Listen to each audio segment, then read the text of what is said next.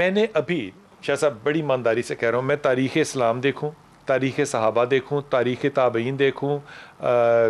میں کوئی بھی تاریخ لے لوں، مجھے گھریلو جھگڑوں کے جو واحد واقعات نظر آتے ہیں، اگر میں رسول پاک صلی اللہ علیہ وسلم کی حدیث کو لے لوں بیچ میں، تو وہ 29 دن والا واقعہ جو ہے وہ بھی انتہائی معصومانہ قسم کا ہے، اور وہ ضرورت کے اوپر ہے، اور پھر حضرت عمر کا اس میں کردار جو ہے بحیثیت باپ، وہ ایک کیا کہنا چاہیے، ایک ضرب المثل ہے جو کہ ہونا چاہیے بیٹی کے لیے۔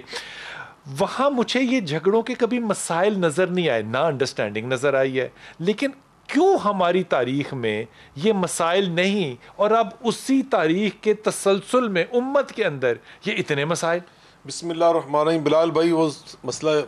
صرف یہ ہے کہ ہم نے اس طرز زندگی کو بلا دیا اور چھوڑ دیا، تو ہم مسائل کا شکار۔ اس میں یہ تھا کہ سب سے پہلے گھر کیوں بسایا جاتا ہے، اس مقصد کو وہ جانتے تھے، اس ہدف اور منزل کو پہچانتے تھے کہ ہم گھر کیوں بنا رہے ہیں۔ مضبوط معاشرے کے لیے پہلی اکائی، پہلا پرائمری یونٹ وہ آپ کا گھر ہے، تو گھر جو ہے وہ ایک آنے والی نسل کے لیے پہلی درسگاہ ہے۔ تو آپ کو لگتا ہے کہ آج خاتون نے یہ چھوڑ دیا یا مرد نے چھوڑ دیا؟ مرد نے بھی چھوڑ دیا، خاتون نے بھی چھوڑ دیا، پورے ہمارے سسٹم نے چھوڑ دیا، معاف کرنا، کہ گھر بسا کیوں رہے ہیں، ہم کیوں بسا رہے ہیں۔ اور اس لیے نہیں فرمایا جو آپ نے آغاز میں انٹرو میں شاہ فرمایا، نہیں فرمایا ان اوصاف کو ملحوظ رکھ کر انتخاب کرنا، پھر کرنا، ہاں، اس لیے کہ وہ جو تم بیوی اپنے گھر لے کے آ رہے ہو، یہ آنے والی تمہاری اولاد اور نسل کی یہ سب سے پہلی معلمہ، اس کی گود پہلی درسگاہ ہوگی۔ تو اس میں آپ فرمایا فاظفر بذات الدین، جو سیرت کے لحاظ سے، کردار کے اعتبار سے، اخلاق کے لحاظ سے ایک مثالی خاتون ہو، اس کا انتخاب کرنا وہ اپنی اولاد کے لیے نمونہ ہوگی۔ تو ایک بات، دوسری بات نہیں پر فرمایا تھا، معافی کے ساتھ ایک بات ادباً کہہ رہا ہوں، یہاں پہ آپ کو چوتھی بات نہیں لگتی کہ یہ بھی ہونا چاہیے تھا کہ آدمی اور عورت کے اندر انڈرسٹینڈنگ ہونی چاہیے؟ تو انڈرسٹینڈنگ وہ اسی یہ نبی پاک دونوں طرف فرمایا، ذرا سنیے ذرا، فرمایا عورت اس طرح کے لے کے آؤ، اور اس عورت کے لیے مرد کیسا ہونا چاہیے یہ بھی فرمایا، اذا آتاکم من ترضون الدین وخلقه فزوجوه فإن لم تفعلوا فتكن فتنة في الارض وفساد عریض۔ اب اپنی بیٹی کے لیے، پوتی، نواسی، بانجی، بتیجی کے لیے شوہر کیسا لے کے آؤ، جس کا اخلاق اچھا ہو،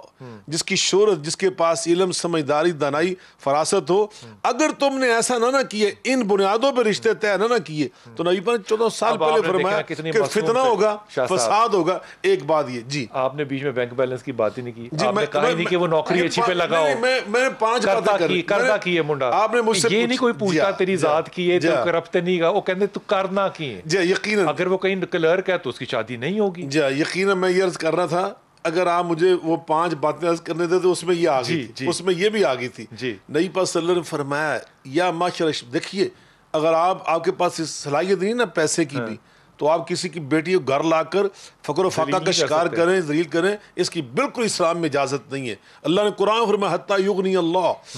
جب تک اللہ تمہیں غنی نہیں کر دیتا، اس قابل نہیں کرتا، انتظار کرو۔ نبی پاک نے خود وضاحت فرمائی، یا معاشر الشباب من استطاع منکم الباءۃ فلیتزوج فإنه غض للبصر وأحسن الفرج ومن لم يستطع فعليه بالصوم فإنه له وجاء۔ جو استطاعت رکھتا ہے نا وہ کرے،